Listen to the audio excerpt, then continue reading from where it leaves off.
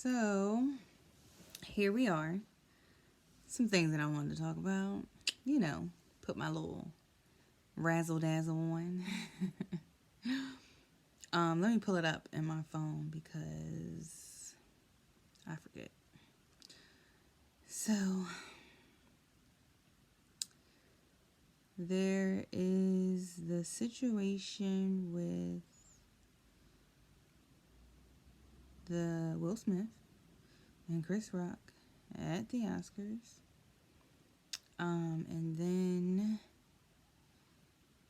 there is the new judge, Judge Jackson, Brown Jackson. Not sure what she goes by. Judge Jackson, apparently, per this.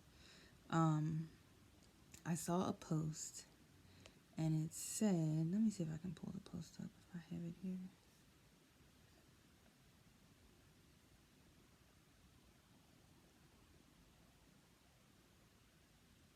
No, I don't see it here. But basically, it was like all of us women, when we see her, black women, we see ourselves or someone that we know because anyone who reaches a certain type of education level or status and access, you're ridiculed or all of your hard work is thrown to the wayside and threatened and overshadowed because it just can't be possible for you to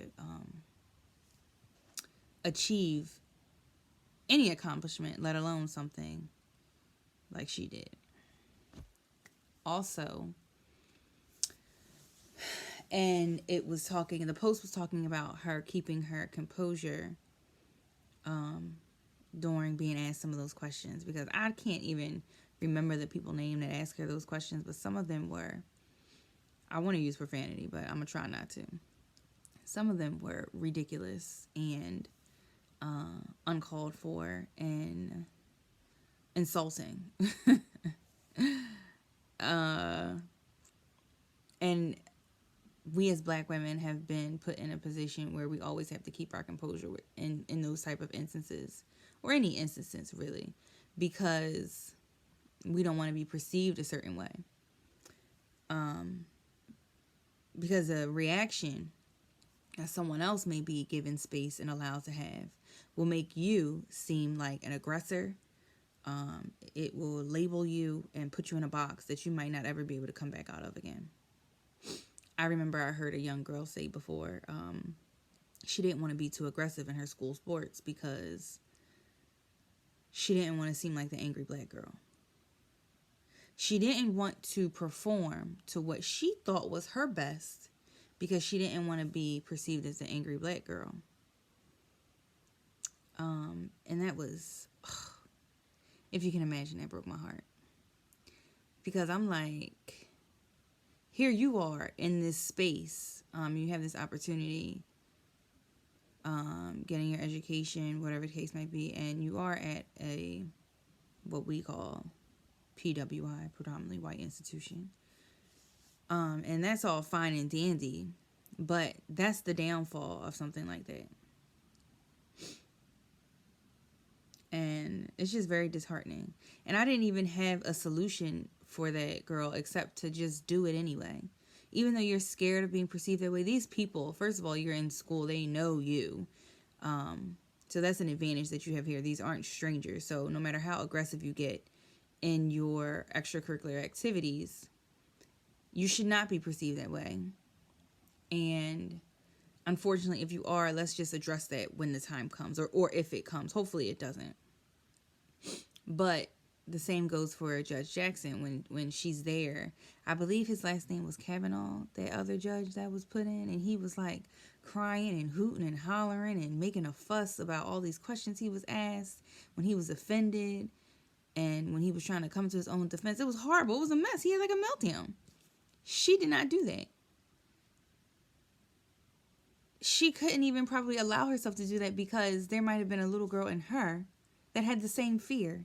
I don't want to be perceived as the angry black woman or the woman who can't hold herself together or cannot handle the responsibilities that, you know, are being placed upon me right now that I really, really want and know that I'm capable of, no matter how upset or frustrated I might be in this moment.